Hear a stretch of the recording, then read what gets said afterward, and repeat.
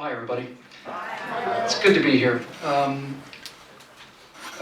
a little over a year ago, maybe a year and a half ago, I gave the first of the public speeches that I've been doing for the last almost 2 years, trying to get people to vote Republican, talk about what we believe, and I gave it for the Hancock Park group, and was in a different house not far from here, and I stood up and I was wearing a suit and a tie, and I was real formal, and I was talking about our traditional ideas, and I was going to make an intellectual appeal to people, to their history, and to their culture, and to their minds, and to their intellects. And I was, like I say, I was standing up and I was wearing a tie.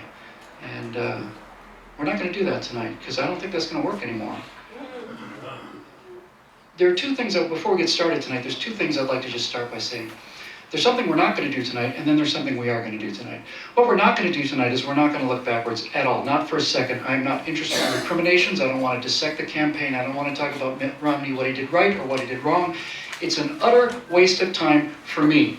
Now, there is something to be learned about errors and breaking down defeats and analyzing where things went wrong, but this business about kicking around what we did right, what we did wrong, there's a place for that, but it's not here tonight. I am not looking backwards for a second. Looking backwards has gotten us into all this trouble, so we're looking forwards from this point forward. That's the first rule of the evening tonight. No more recriminations, no more bad feelings, no more woulda, coulda, shouldas. Tonight we're looking forward. That's the first thing we're going to do. So we're not going to look back. What we are going to do tonight is we're going to have a little fun. And we need to have some fun because we haven't had much fun. It's been a miserable 4 years. We've got another worse 4 years ahead of us, and it's just this giant 4-year toothache that's going to be an 8-year toothache. And if we go through life having a toothache, nobody wants to hang out with us. So we're not going to have fun. I'm not going to stand. I'm not going to wear a tie. I'm going to sit down and relax. And we're going to have some fun. Because what we're going to do tonight is we're going to talk about a world where instead of trying to influence politics, we essentially abandon politics in the way that we understand politics. This is the kind of thing I want to talk to you about tonight. I don't want to talk about how we win elections. I want to talk about how we make elections irrelevant. I want to talk about how we win the culture so that elections are automatic. Automatic. The election is automatic. We don't have to worry about getting out the vote. We don't have to worry about a narrow pathway to 271 electoral votes. We don't have to worry about any of that. We win the argument before the election, so what happens on election day is irrelevant. Of course we're going to win the election. Of course we will. I don't want to talk about politics anymore. I'm tired of talking about politics. Every time conservatives talk about politics, we lose, and every time we talk about values, we win. So that's where we're going to go tonight. I just realized I probably should have done this reclined on the piano. That would have been Never too late. Strangers in the night, shoo-dooby-dooby. Bill, move over. Thank you very much. Okay, so first thing I want to talk about tonight is the nature of what's going to happen tonight, because when I gave that Hancock Park speech, the first time I did that speech, it was a little rough around the edges. I ended up doing that speech about 40 or 50 times to different groups. Some of them were 7,000, 8,000 people in Indianapolis, sometimes it'd be 12 people in Pacoima. I gave that speech a lot, and every time I gave the speech, it got better and better and better because I was getting feedback and I was refining the message. That speech doesn't make any sense anymore. I don't think I'll ever give that speech again. So tonight, it's kind of appropriate to be back in Hancock Park, because tonight we're going to start this whole new message, and so it's going to be a little rough around the edges, but the beautiful point about what we're going to do tonight is, it's not important that I come up and give you a speech, because the days of people standing up and telling you about values and stuff are over. We have to all be in this fight now. This has to be an interactive thing where every single one of you has areas of expertise, every single one of you are extremely good at something. And we're going to need every single one of you who is going to have to figure out what the thing you are best at in the world, and you're going to have to put this into this stew. Because the hour is late now and we are in serious trouble. Serious trouble. We're going to need the very best of everybody, and that doesn't mean walk-in petitions, and it doesn't mean donating to campaigns. It means, what are you good at? What are you passionately good at? And how can you use that to help recover this country from this band of Marxists that has hijacked it through the culture. Through the culture. They did it through the culture. They didn't do it through politics. They didn't do it at the ballot box. They could never win elections, ever, standing on what they believed, so they simply came in through the culture, like a virus, infiltrated the system, and now they own the culture. You cannot fight your own culture and win. This is the message of 2012. People voted for Barack Obama in an awful economy, in an incredibly bad situation, knowing that he was going to cause more ruin because he was cooler than Mitt Romney, but really because Mitt Romney and the Republicans don't believe their own message. And one of the things we're going to do tonight is we're going to give you an example of what it sounds like if you actually believe your own message. So we'll get to that in a minute. So I took a look and I just said, I got to do something. I got to prepare. So I wrote down a little envelope. I wrote down a couple of notes. And so here's how I want to break the night down. I want to talk about 3 different things. First thing I want to talk about is entitled, Is She Worth Saving? Is she worth saving? Is the country worth saving? Is it? Yes. I think so too, but we have to understand why. Because if we don't make the case for why she's worth saving, then we won't be able to explain to other people why she's worth saving. It's the only one. It's it. So that's the first part. The second part is going to be called the messenger and the message. We're talking about the difference between the message and the person or the people that deliver the message. And the third part tonight is going to be called the post-government world. Because we're heading into the post-government world one way or another. We are going to head into a post-government world either through our conscious willingness effort to change the way we govern ourselves, or we're going to head into a post-government world because there won't be any government and we'll be sitting around burning tires, roasting rats on spits. But one way or another, we are heading into a post-government world. As my friend Jeremy Boring likes to point out, we owe $100 trillion. That's more money than there is in the entire world. If we took all the money there is in the entire world, we couldn't pay the bills that we've already committed ourselves to. This will not last. Everybody knows it. The last chance we had to turn this thing around politically, to turn it around incrementally, to start paying down debt, disappeared 7 days ago.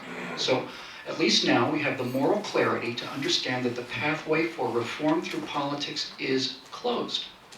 We're going to continue to lose elections by a wider and wider margin for the rest of time if we don't stop playing politics. Because they won this fight by getting into the culture. And before I get into the details of this speech tonight, everybody says, what does he mean by the culture? So let me just give you a little example. If I was a political operative for the left, and I wanted to have some exercise over your mind, if I wanted to know if I controlled your mind space, you might be able to say that if I were able to start a sentence, and you could finish the sentence, especially if it was a political slogan, I'd own you, right? If I could start a sentence, you could finish it, I would own you. So, I'll start a couple of sentences, and you can finish them for me. Just sit right back and you'll hear a tale of a fateful trip.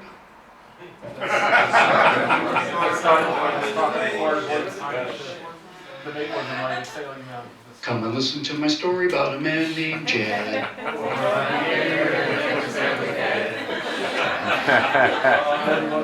None of you had to go to the Sherwood Schwartz website and learn the intricate details of the story of Gilligan's Island. None of you had to have a flyer handed to you talking about the lyrics of the Ballad of Jed Clampett. None of you had any of that. You just took it in through the culture. Now, shows like Gilligan's Island and the Beverly Hillbillies, old shows, pre-leftist shows, were just fun. And so the message that you took in there was pretty simple. You don't mess with Jed Clampett, and secondly, execute Gilligan, and you're off the island. So these are relatively apolitical messages, but if the fact that you can complete a sentence that I started is evidence that things come into your head without you being aware of them. So we got to talk about fighting the pop culture, but let me get back on notes here. So question number 1, is she worth saving? Is America worth saving? We have to ask this question. I'll tell you frankly, in the moments of bitterness and despair after the election, I know many of you felt this way. My feeling was, all right, if our team doesn't want to come out to save the country, and if these idiots continue to vote themselves socialism as they cannibalize the corpse of capitalism, part of me just wants to say, to hell with these people. You're going to get what you deserve. The collapse is going to come. We're all going to sit around, like I said, burning tires, eating rats on spits. Screw them. They've asked for it. They deserve it. This country's not worth saving anymore. Boom. It's over. And just protect yourselves and, stock up on ammo and beans. Or as they say in Great Britain, the new British national motto is, thank God I won't live to see the collapse. Thank God I'll die before the really end times come. So you can't have a discussion about saving America if you don't first answer the question about whether or not America is worth saving. And certainly we have seen evidence that fully half, if not more, of this country is very seriously unaware of what makes this country worth saving in the first place. And we know that if we do continue doing what we're doing, we're going to be a smaller and smaller and smaller slice of that pie. And that despair and that sense of regret and that sense of recrimination is something we need to face. We need to look that right square in the eyes and ask ourselves if this country is worth saving. And many of you, I know speaking for myself, we start thinking about, is she worth saving? And we look into the future and people say, is country worth saving for our children? Is our country worth saving for the future? And I have very mixed feelings about that, but let me tell you what convinces me that this country is worth saving. I don't think we owe saving the country to the future. I think we owe saving the country to the past. I think the answer about whether or not the country is worth saving is not whether or not we owe it to our children. I think the question is, do we owe it to our grandparents? Do we owe it? Do we owe it to the people who died for it? Do we owe it to the people who gave it to us? You can make the case that the coming generations get more and more immoral and more unworthy of this gift that was given to them. And when you start looking at it that way, you start to feel a sense of despair. All of us care about our children, but we look at the culture and where it's heading and how debased it is, and you tend to feel despair. And if you look forward, you can make a pretty strong case the country may not be worth saving, so don't look forward. Look backward. Look backward. What do we owe? When people have their heads blown off on Missionary Ridge or Mount Suribachi or Khe Sanh or Baghdad, it's not a question for me whether or not this country's worth saving or whether I'm going to go to the effort. It's not a question, it's not a decision I make. I owe. It's a debt. I owe the debt. I have to pay the debt. I'm not going to walk away from the debt. So if you ever worry about the future of the country and think about whether the country's future is worth saving, stop thinking about that. Is the country's past worth saving? Is the past worth the debt that you owe those people to make sure that you give every single thing you have? And when people give their lives to hand you freedom, it's a no-brainer for me. It's not only a no-brainer, it's inevitable. Of course we have to fight. We have to fight to the death. We have to fight, as my friend Scott Ott said on Trifecta, his father and my father signed up for World War II. I don't know if we have any World War II vets here, but when they signed up for that war, they didn't sign up for 2 years or 4 years or to a certain date. They signed up for the duration. And I'm in it for the duration. The duration, which means, of course, the duration is the rest of my life. And the duration is the rest of your lives. And the duration is the rest of everybody's lives. Because this progressivism will never go away. There will never be a victory over liberalism. There can be a victory over conservatism, because we know what that world of darkness looks like. But there will never be a victory over liberalism. You have to mow the grass every week. And the minute you put your lawnmower away for the afternoon is the minute that grass starts growing again. You have to mow the lawn all the time. You never get to say, I've mowed the lawn, I'm done mowing the lawn. You have to mow the lawn all the time. It never goes away. I'm in it for the duration. The country is worth saving not because of the potential catastrophe in the future, but because of the sacrifices of the past. This is the essence of conservatism. Is not what we are going to do next, but who do we owe in the past? And liberals talk about the children. Conservatives talk in a language that J.R.R. Tolkien understood in Lord of the Rings, with King Theoden, whose great fear, whose terror was not of dying in battle, his terror, his mortal terror, that he was a lesser son of greater fathers. And when he finally does something heroic in the end and dies, his final words are, I go now to the halls of my father, in whose mighty company I will no longer be ashamed. Yeah, it's beautiful. So we're going to fight this fight, not for our children or for this future. We're going to fight this fight so that we are not lesser sons of greater fathers, in whose mighty company we shall not be ashamed to stand. That's why we're going to fight. So, it's worth saving, if only for that. The next question we have to ask ourselves, when we face a very long war and a very long war against very long odds, the next question we have to ask ourselves very honestly is this: is the wisest course of action surrender? Never. Don't say never. Yes. Don't say never. Yes. No, don't say never. Because there are times when surrender is the way to go. There are times when surrender... Now listen, I know everybody says we're taught, never surrender. But no, there are times when surrender is appropriate. The question becomes, is this one of those times? I'll give you an example. Yes. I'll give you an example. In the end of the Civil War, Robert E. Lee Don't worry, ma'am, I'm not going to propose surrender. I'm saying we have to look at surrender. Only so we can eliminate it. Okay? Only so we can eliminate it. We have to face things. We have to face things. They have to be said. Right? If they're not spoken aloud, they live inside us and gnaw away at us. We've got to get them out of the way. Let's just get them out of the way. In the final days of the Civil War, when Robert E. Lee was running with the rest of his Confederate army and they were trying to turn the corner around Appomattox, they were on the north side of the Appomattox River, they just abandoned St. Petersburg, we're in the final days of the Civil War. And if the Confederates had been able to get ahead of the Union, they could cross and head south, link up with Joe Johnson, maybe go on and fight for another year or two. And so they had a council of war with Robert E. Lee. And they sat around, and as usual, it's the youngest officers that spoke first. And the question was, should we surrender? And the youngest officer said, no, never, never, we'll never surrender, ever. We're going to fight them forever. We're going to go into guerrilla bands, and we'll go into the hills, and we'll fight these Union bastards for the next 20 years, and we'll do it, and do it, and do it, and do it, and do it. And Robert E. Lee said, I'm not going to turn these heroes and these soldiers and these honorable men into a group of bandits for the rest of their lives, being hunted down by law enforcement officials, to be hung for banditry. No, I won't do that to them. And the guy who made the suggestion said that Robert E. Lee's moral clarity was so stunning that he was ashamed of himself for the rest of his life for even suggesting it.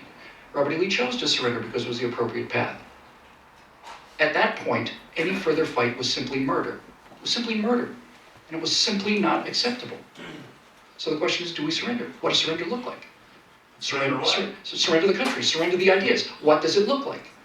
Does America look like Sweden?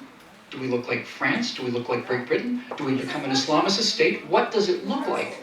What it looks like is Greece. It looks like any number of things. But the one thing it doesn't look like is, it doesn't look like the one thing that we all love most in the world. It does not, under any circumstances, no matter where you surrender to and no matter how that surrender happens, surrender does not look like being able to say what's on your mind, being able to go where you want to go, do what you want to do, reap the rewards of your own hard work. There is no pathway to surrender where those things are intact.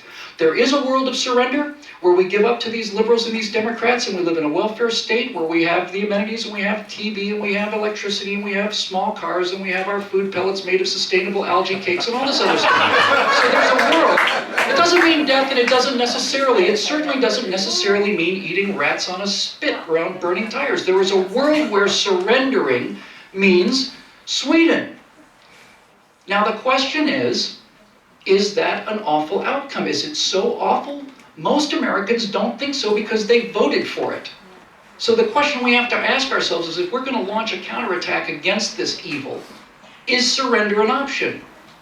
You cannot fight a long war for the rest of your lives if you have not dealt with the condition of surrender. I think surrender is utterly intolerable.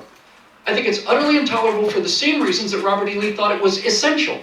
Because to surrender robs us of our honor, it robs us of our character, and it robs us of our identity. Robert E. Lee surrendered the Confederate Army in order to preserve the honor of the Confederate Army.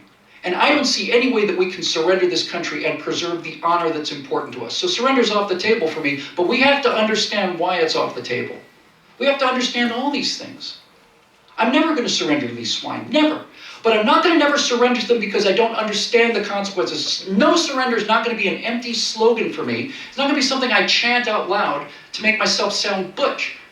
When I say I'm not going to surrender, I'm not going to surrender because I want to know what the consequences of the surrender are, and then I reject those consequences. So no, I'm not going to surrender this country. I'll be the last person standing, and so will you. And you need to know why. And you need to know why when these people say, what's the big deal? Why don't you just go along with it? Why don't you just... I mean, what's the problem? Everybody gets benefits. Cradle to grave education. Why? Why not surrender? Now you know why. Because it's a conflict of your honor, it's a conflict of your integrity, it's a conflict of everything you love, it's a conflict of being able to go where you want to go, do what you want to say, be who you want to be. These are essential ideas and they're worth fighting to the death for. And if you're ready to fight to the death for them, you better be prepared to understand why surrender is not an option and not just a slogan. So no, not going to surrender these people under any circumstances, ever.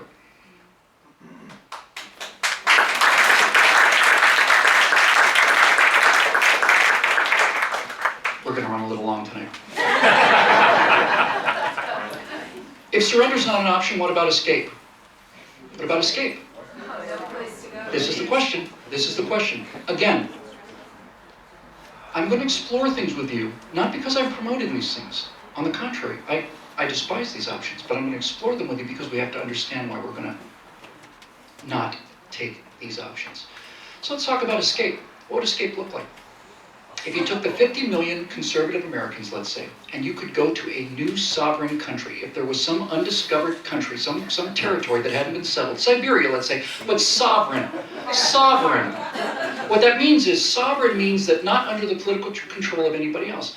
If there was territory in the world remaining where 40, 50 million of us could go, that would be an extremely attractive option.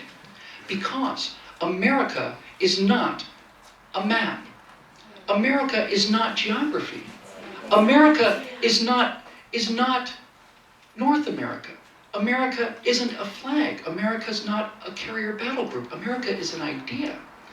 And if here in this geographical region of planet Earth, and there are other planets and moons and solar systems, if the conditions of America are going out here in this geographical place, then America can go and be America somewhere else. The only country in the world that's like, you can't be France anywhere but in France. The definition of being French is being born of the soil of France, but America's an idea. So if there was a place to escape to, I actually would give it serious thought, because escaping with 40 or 50 million American conservatives would be like dropping the first stage of a Saturn V rocket. You would just get to dump all of this dead weight that we've been carrying, economically and morally and intellectually for the last 60 years. We just drop it in the ocean. What happened to the first stage of the Apollo 11 booster? Who cares?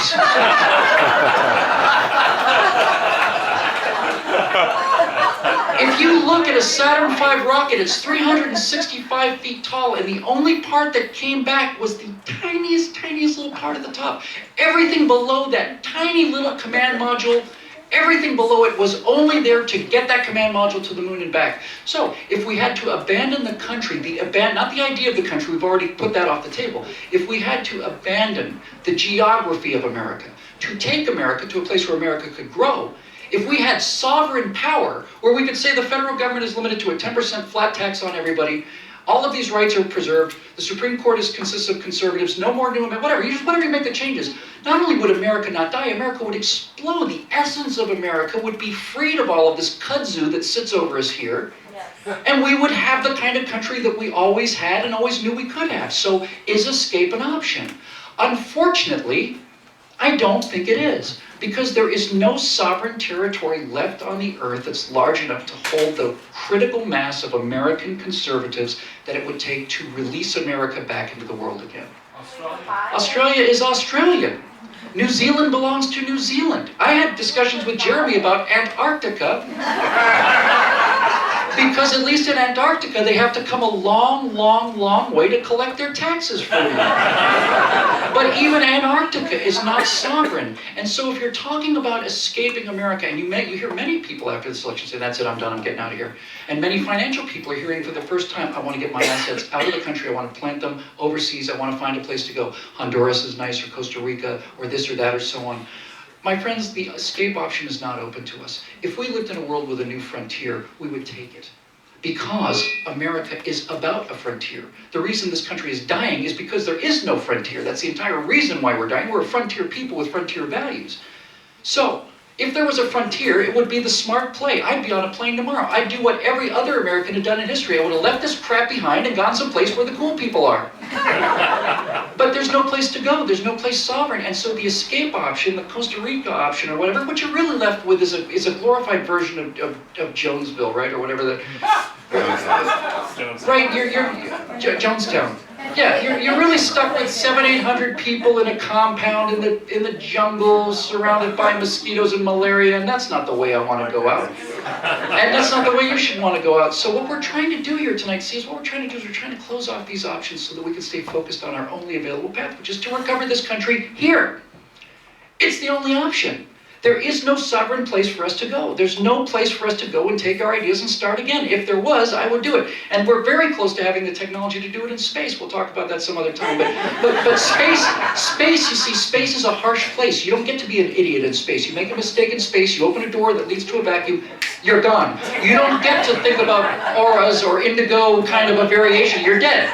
And it's the same thing on a frontier. That's why we're frontier people. So the escape option is closed. So we have to recover this country. And the reason we have to recover this country is this. This country is based on one principle, and that principle is virtue. You talk about freedom, democracy, America's based on democracy, capitalism, free enterprise, all these other things we batter around. But the fact is none of it's primary. There's only one thing that is primarily essential to the American idea of government and life, and that's virtue. Because our founders understood that virtuous people could govern themselves. That virtuous people don't have to have thousands of laws and regulations placed upon them, because they don't need to be governed from without, they're governed from within. They're governed by their conscience and by their goodness. Virtuous people understand more than anybody how easy it is to fall from a place of virtue and be human and have feet of clay. But at least a country that has been educated and mythologized about virtue understands that the reason we have small government and the reason these people have been off our backs is because we can take care of ourselves. We won't steal from the treasury. Why? Because virtuous people don't steal from the treasury. And so when you look at where we are in America today, you say, really, ultimately, all of this, but all this stuff aside, it's a failure of virtue. People are voting themselves other people's money. They're stealing the money, and they're voting for it. And as de Tocqueville said just 20 years after the American Revolution, he said, it's a wonderful thing, it's a beautiful thing to watch. I don't think it's going to last a human lifetime, because when people realize they can vote themselves money out of the treasury, it's all over. And this has been going on, this didn't happen 7 days ago. We've been voting ourselves money out of the treasury for 25, 30 years now. 100. We have a crisis of virtue. And so we will never have America, and we'll never have limited government and all these other things we like if we don't recover our virtue. Because number one, we won't know what to do with our freedom, and number two, if we're not virtuous, we won't deserve it. It's that simple. So the question then becomes, forget politics. Forget the GOP, forget the Republican National Committee, forget all of these things. Again, if we solve the basics, elections are automatic. We don't have to sweat like we did with poll numbers and pathways to victory. We can just sit back, kick back, and have a margarita, because we know how the election's going to go. We know how it's going to go. We're going to win every election for the rest of time. Of course we will. So that's part one, issue worth saving. Part two, the messenger and the message.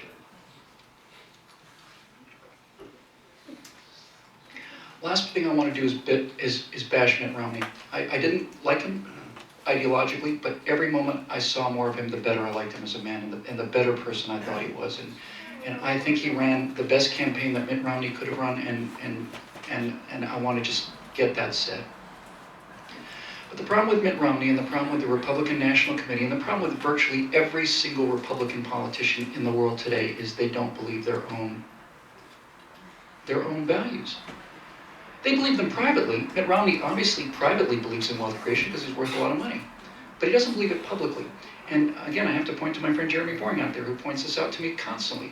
Jeremy Boring said the reason that Republican candidates don't believe what Republicans want them to believe is because they're victims of Stockholm Syndrome.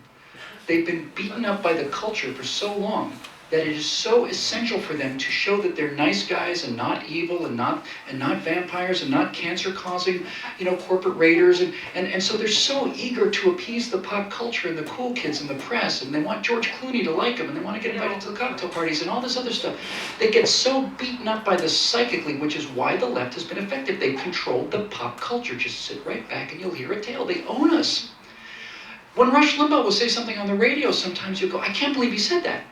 And you'll realize, this is my most deeply held belief. And he just expressed it out loud, and I'm in a state of shock because somebody had the audacity to actually say it. This is the kind of stream, this is the kind of headwind that we're sailing into, and if we don't change this headwind, we'll never win again. Ever. Ever, ever, ever, ever, ever. So the question now becomes, did we lose this election because the message is no good? Or did we lose the election because the messenger is no good? Or is it a combination of these two things? And frankly, we don't have the information. If we had run a conservative candidate who absolutely understood these values and fearlessly promoted them and still lost, we would have a metric for how healthy the country is. But we just don't know. We do know that large numbers of conservatives didn't show up for whatever reason. And again, I'm not going to look backwards. It's pointless. I'm not going to waste time doing that.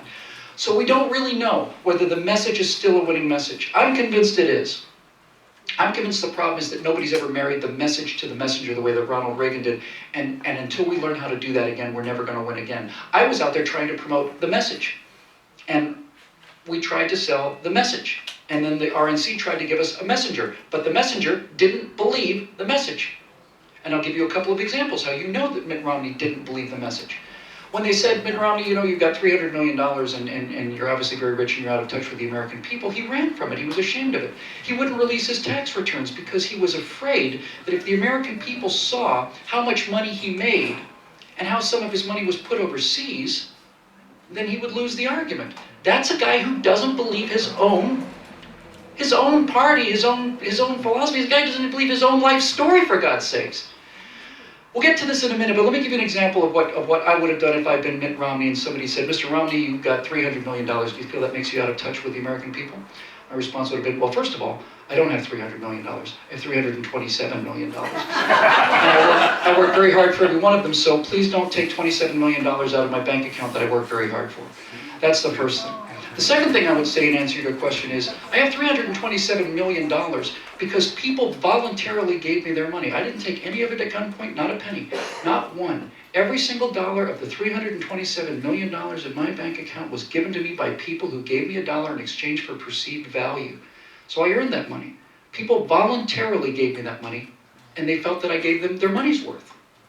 That's number two. And number three, if you look at the tax returns, which I released before I ran for office, you'll see that I paid $67 million in taxes over the course of my lifetime.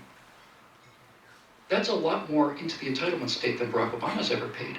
So how am I the bad guy as far as helping the common people of America who don't have jobs? I'm paying for their food stamps. I'm paying for them. Barack Obama's paying a small portion of it, and community organizers are paying precisely nothing. They're taking. I've paid $70 million in taxes over the course of my life. I'm proud to pay it. That's charity. Yeah. So he didn't own it. He didn't own it, and people could tell that he was running from his own self. Not just some, he's running from himself. We had a conversation just a moment ago before we started. Somebody said, Mitt Romney, he didn't want to release his tax returns because he has money overseas. And if I'm Mitt Romney, somebody says, Mitt Romney, you've got $40 million of your assets in overseas accounts. You care to talk to the American people about that? I said, I'd love to. I have $40 million of my assets in overseas accounts because that's a smart place to put the money. I have a moral obligation and a duty to my investors to take the very best care of their money that I possibly can. I have an obligation and a duty to them. And if the smart place to put the money is overseas, then that's the smart place to put the money, and that's what I'm going to do. So instead of us having the conversation about me having money in overseas accounts, why don't we have a conversation about why the smart thing is to have American money in overseas accounts? Why don't we have a conversation about what a country would look like if the smart thing was to put money in American accounts? Why don't we have a conversation about what is it about the American tax rate and regulatory structure that means that anybody with a brain is putting their money overseas? Isn't that the problem? I don't put my money overseas because I don't love America. I put my money overseas because I'm a money manager and my job is to grow money funds for people. That's what I get paid to do. And the reason I'm running for president is because I don't want the smart play to be putting money overseas. I want the smart play is to put money here. And I want every single money manager on the face of the earth to understand that the smart place to put the money is in America. Right, yeah. That's what a guy who believes what he believes sounds like.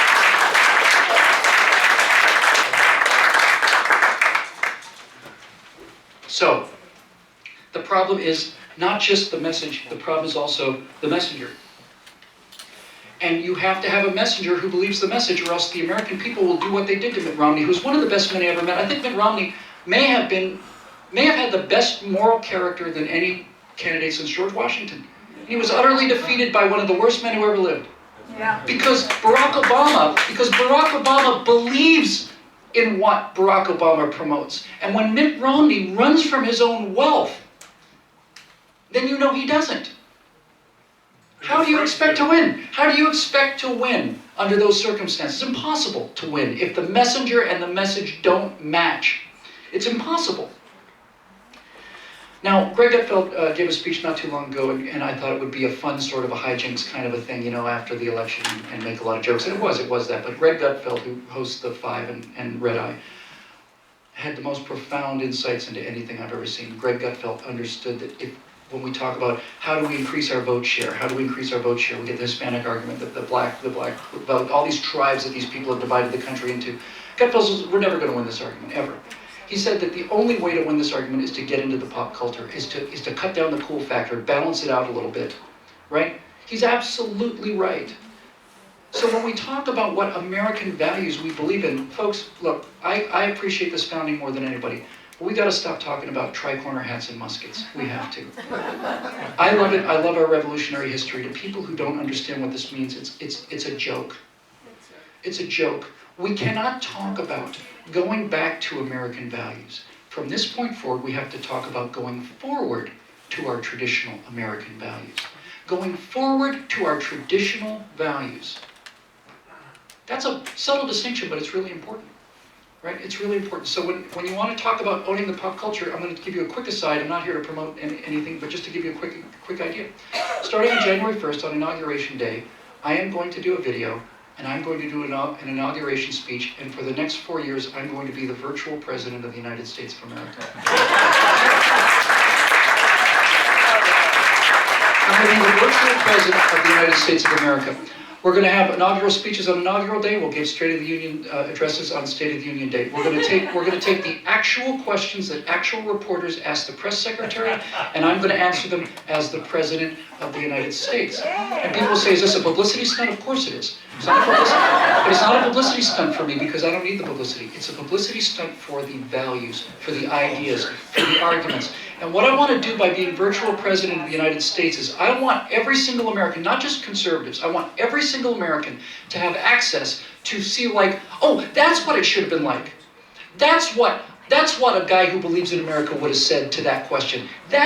You've got to set up a contrast. You've got to set up an alternative. They've never had this. All they have is them, all about them all the time. I think this thing could get some traction. I really do. So it's the question is, Mr. President, what was the situation in Benghazi? And please tell us about your response. Well, as you know, in Benghazi, the situation was unclear.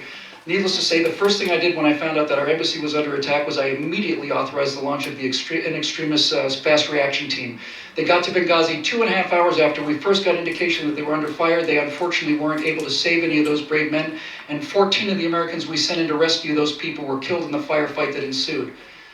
People saying it's a catastrophe, it's not a catastrophe. It's a catastrophe not to go rescue our own people. I spent 14 SEALs' lives trying to save people. We didn't save any of them. We had a helicopter crash.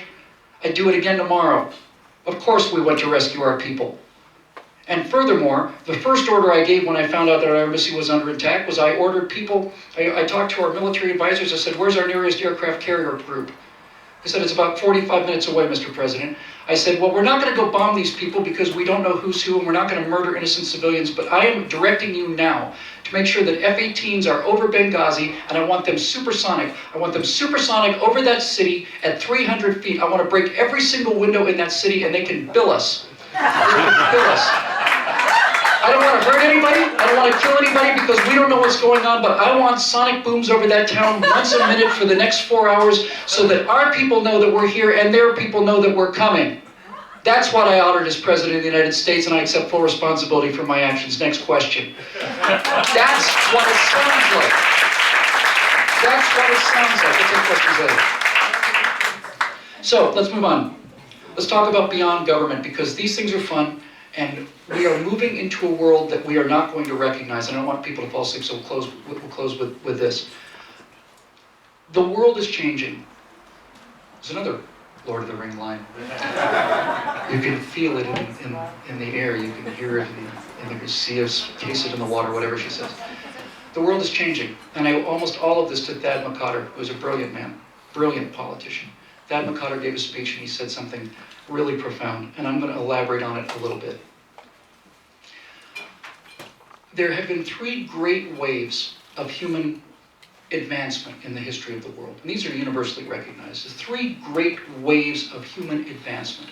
We were savages living in caves for 250,000 years, probably 2.5, about 2 million years for modern humans. 2 million years without any history at all. 2 million years of nothing changing, ever. Gathering, hunting, living in caves, dying at 15. And the first wave of human breakthrough was the agricultural revolution. Once people learned that they could grow their own food, grow their own grains, that meant you didn't have to move all the time. And if you could stay in one place, you could build a city. And if you could build a city, you could diversify talent. Not every single person had to go hunt and gather their own food. Some people would grow food, some people could be poets, some people could be architects. You get the division of labor, you get multiplication of labor. So the first great wave of human invention was the agricultural revolution. And our country, the United States of America, its declaration and its constitution was the product of a first wave agricultural culture. Very dispersed, very independent, very rugged, very leave me alone. I'm on a farm. I don't need your help. I want you to keep the Indians away and keep the British away. And other than that, I'm growing my own food and so on. So the first wave of human civilization was what our idea of America was built on. Limited government, dispersed.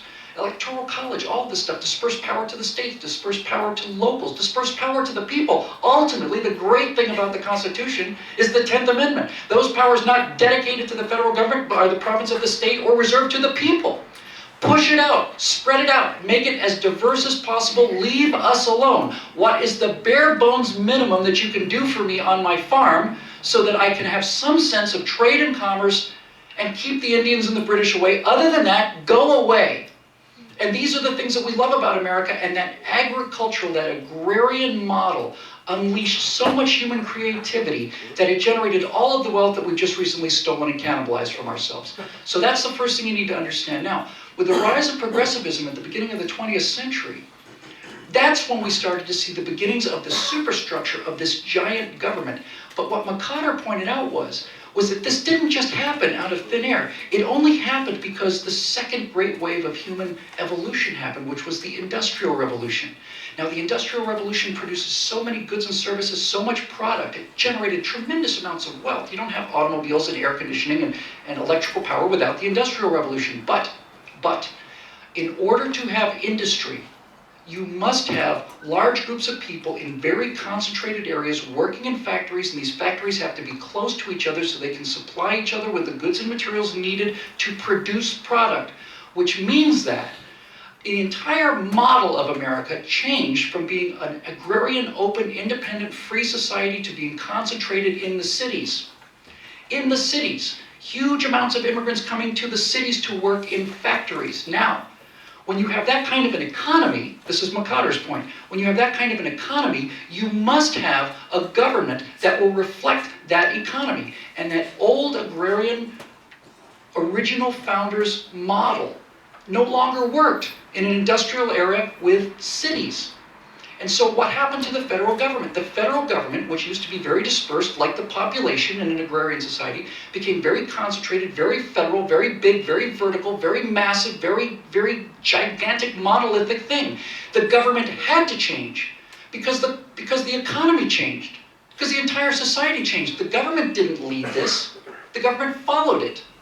So when you have an industrial revolution and people living in cities, what does the government have to do? It has to start thinking about taking care of people in cities. That means things like gun control, which would have been anathema to somebody on a farm or on the frontier. It's insane. It's utter insanity. It's not just like laugh at the guy, it's hang him. He's mad.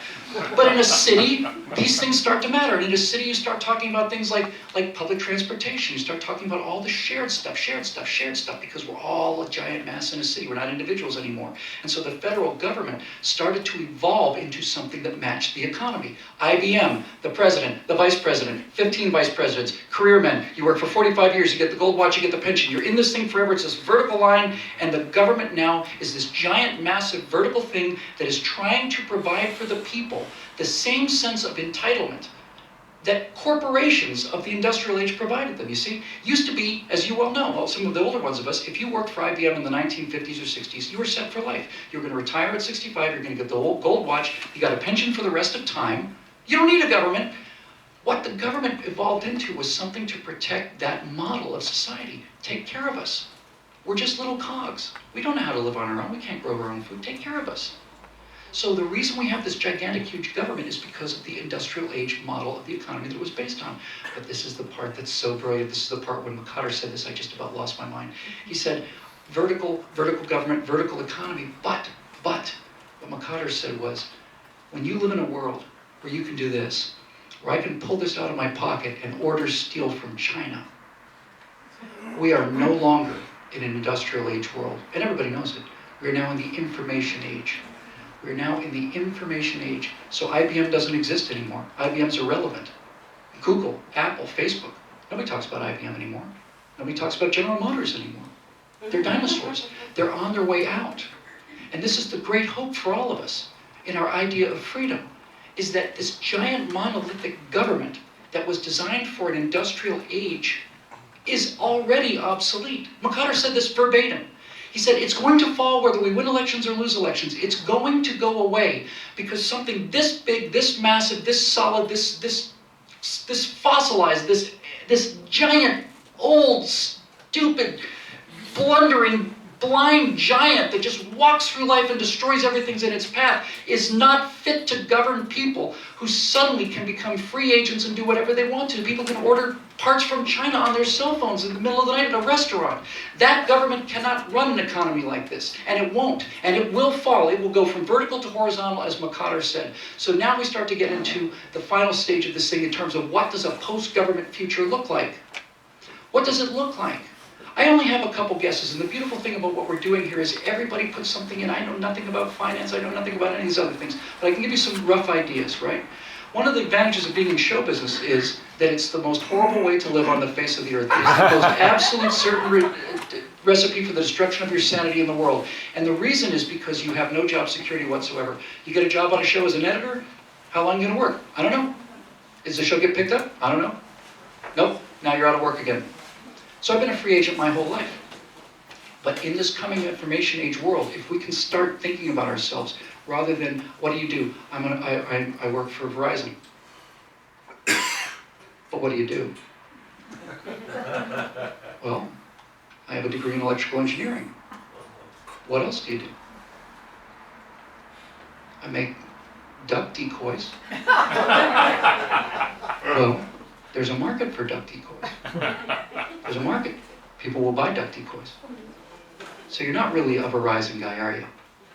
You're a guy who has some skill with electrical engineering.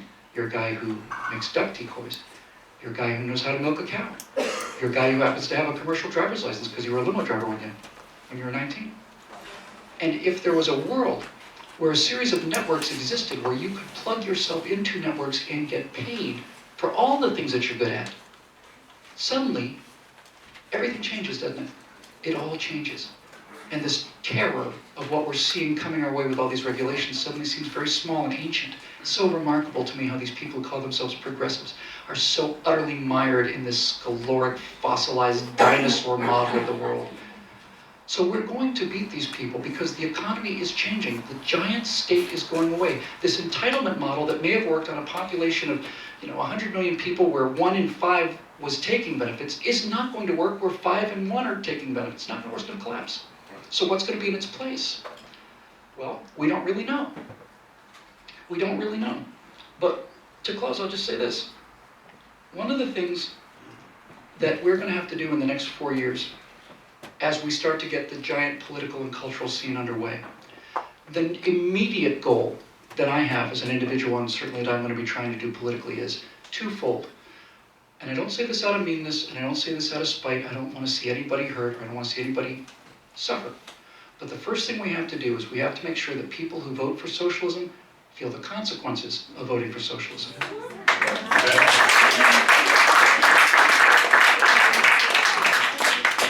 They are cannibalizing capitalism. They're voting for socialism, living in a capitalist society. And so this thing with Applebee's, where Applebee's came under enormous fire because the guy who owned a couple of franchises, not the corporate office, but the guy who owned the franchises said, hey look, we're gonna have to pay for Obamacare. That's gonna cost us money, which means that we're not gonna be able to hire people. We're on a hiring freeze. He was absolutely vilified. That's unpatriotic, it's disgusting, it's un-American. You didn't get the guy you wanted and so you're being bitter. No, no. I'm sure this is illegal, but I don't care. Frankly, if I run a business and I have to cut 4 people out of my business because of these regulations that people voted for, Barack Obama is not dictator, he's not emperor. He wants to be, but he's not. People voted him into office. People made a decision for this. So if I have to cut 4 people from my sales staff, I'm going to cut the 4 people with an Obama bumper sticker. I am.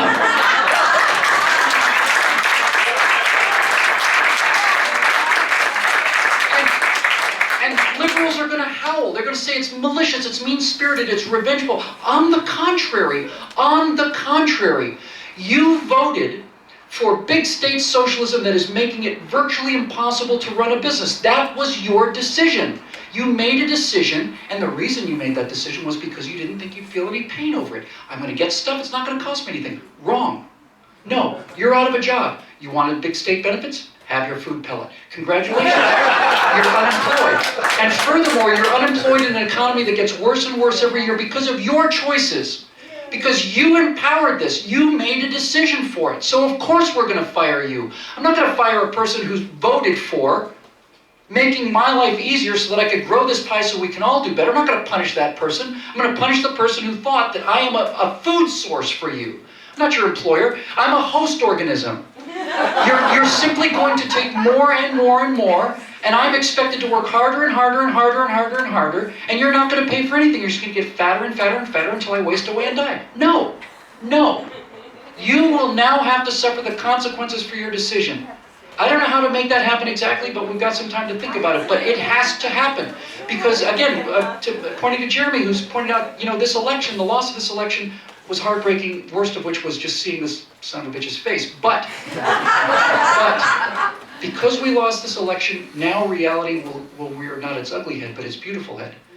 It's not a bug that things are going to have to collapse. That's a feature. That's part of this giant rebirth and regrowth. That's what capitalism is. Failing companies go out of business. Failing cultures go out of business. Failing philosophies have to be destroyed in order for the successful ones to replace them. So this has to be destroyed, and it will be destroyed under its own weight. It's already collapsed. So the first thing we have to do is we have to make sure that the people who vote for socialism pay the price for socialism.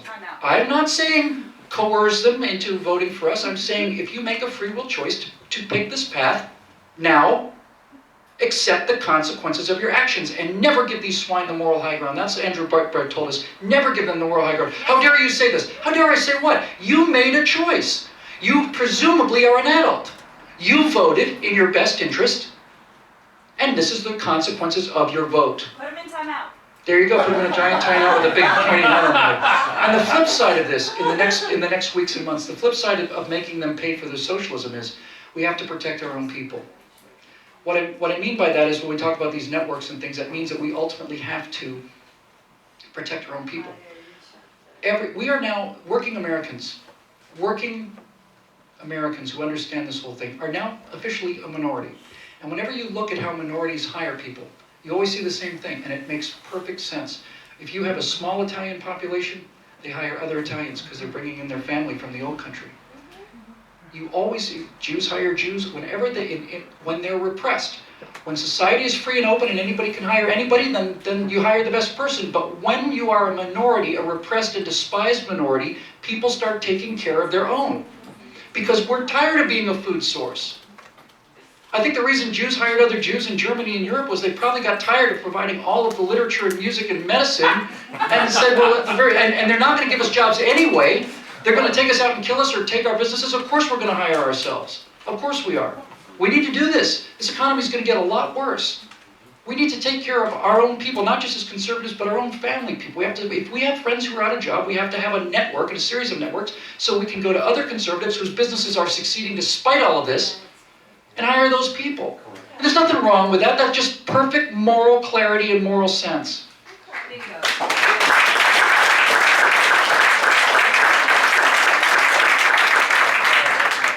I've gone way long, but I'm going to close with this final idea about what a post-government world looks like. I'm going to start a website called The Common Sense Resistance. And it's going to be about a series of networks. It's not going to be a top-down thing. It's not going to be a control thing. It's just going to be a way for people to get in touch with other people. But one of the things that we can talk about in a post-government world is how do we get some of the things that we want from government without going through government? I mentioned on this thing I did the night of the election is one thing we have to completely understand about the next 4 years is, folks, we can't break any laws. We have to pay all of our taxes, no matter what that tax rate is, we have to pay them all. Whatever regulations they put on us, we have to adhere to these regulations. We cannot break the law. They want us to break the law because they want to have the reason to come in and use their coercive, violent force to stop us. So, like Gandhi, faced with the power of the state, we have to understand that the first thing we have to do is we have to comply with them officially so that they have no reason, no justification to stop us as we utterly destroy these people. They're not going to know what's going to hit them. What I'm talking about now is I'm talking about a cultural incheon. I heard somebody mention that Romney tried to do that with Pennsylvania, but he failed. We're going to succeed. For those of you not familiar with it, and during the Korean War, this giant wave, we were really unprepared for it, and this giant wave of North Koreans came and pushed the UN troops, mostly Americans and South Koreans, blew them out of Seoul, pushed them all the way down into the absolute corner of the country. We're in an area, all that was left an area smaller than Los Angeles County, maybe smaller than Hancock Park. The entire UN forces, including the American forces of the United States of America, were utterly surrounded in a corner, and they were about to be annihilated. The North Koreans had pushed them all the way across the map. And Douglas MacArthur said, okay. Instead of going there and fighting overland to relieve those forces, MacArthur landed on the other side of the map. He put a giant force down, an amphibious landing in Incheon, Korea. And the North Koreans, who were all the way down there getting ready to sharpen their knives for the final victory, now suddenly look around, and 120 miles behind them, or whatever the number is, an American army is running through the rear, blowing up ammo depots and just running wild. So needless to say, all of these forces come back to go and fight the forces that landed in Incheon, but they're not here anymore. They're someplace else now. And we pushed them north of the 38th parallel. It's the greatest tactical thing, probably the greatest single strategic stroke in history, certainly in modern history. He did too. So the question then becomes, what do we do for a cultural incheon? In other words, they think they're on the ropes. The LA Times said the Republican Party is destroying itself. My response is, good, that's exactly what we want. We want this. We want to completely blow this into atoms and restructure it. So we'll get to this some other time. We'll talk about some of these mechanisms. But one little thing to think about in terms of what a post-government future looks like is something that Jeremy and I talk about called it's such a good term. I mean, it's a really good term. It's a voluntary microtax. It's such a great term. It must have been me since it's. Let's give you an example. Declaration Entertainment, which is a company that Jeremy owns and which produces the firewalls, is a voluntary microtax. In other words, if you go and see movies, you don't like movies, you don't like what you're getting, you can become a member of Declaration Entertainment. He's about to release a movie called The Arroyo, which is utterly finished. It's about the situation in Arizona with the border. It's high noon with pickup trucks and cell phones. It's a man defending his property against these murderers with his own guns. Now, if you like movies like that, you can voluntarily pay a little extra and get movies like that. But let's take a big example. Let's take the biggest example. Let's say you're one of those people out there who thought that July 20th of 1969 was the high point of not only of American history, was human history. When Neil Armstrong put his boot on the moon, that was utterly it. That was it. That was the high. I saw it in Times Square. I was 10 years old.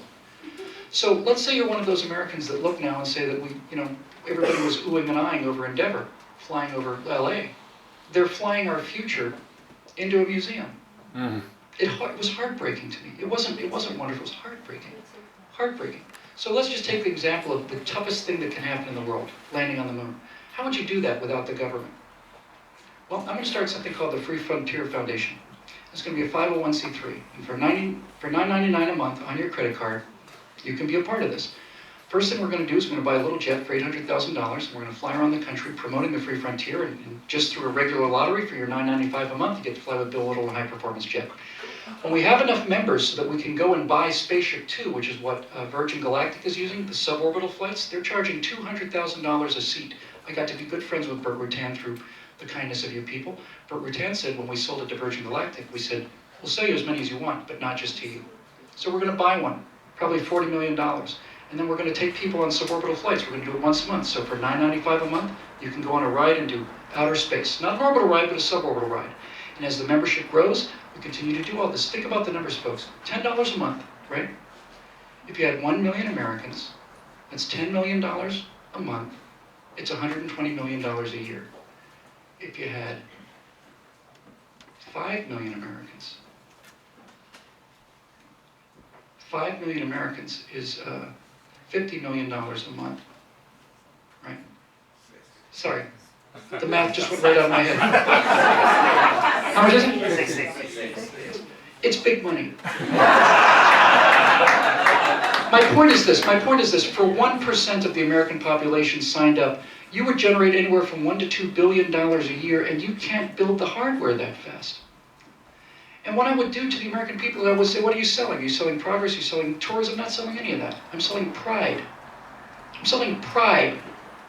So the last thing I'll do as we talk in this talk tonight is I want to tell you about my commercial for the Free Frontier. Because this goes to the heart of everything we've talked about tonight. It goes to the heart of what America is, goes to the heart of how we get around things in the future. I'm going to buy a Super Bowl ad with the money from our membership, and the Super Bowl ad is going to look like this. HD TV, and you're going to see a lander on the moon. It's not the Apollo lander, it's a little more advanced than that. You're going to see a hatch open, and you're going to see a spacesuited figure come down. And he's going to step out onto the thing, and then you're going to cut to rooms full of people, and they're going to be leaning forward, and kids are going to be gathered around. It's going to be just like it was in 1969.